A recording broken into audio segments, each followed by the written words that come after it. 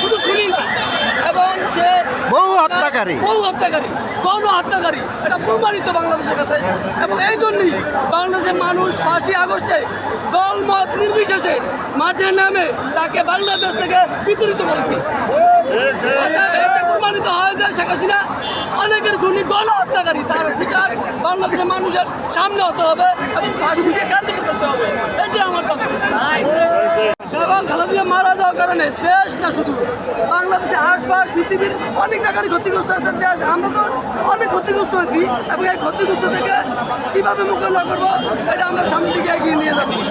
অনেক ক্ষতিগ্রস্ত ক্ষতি হয়েছে, আমরা এটা এই ক্ষতি পূরণ করা সম্ভবই না।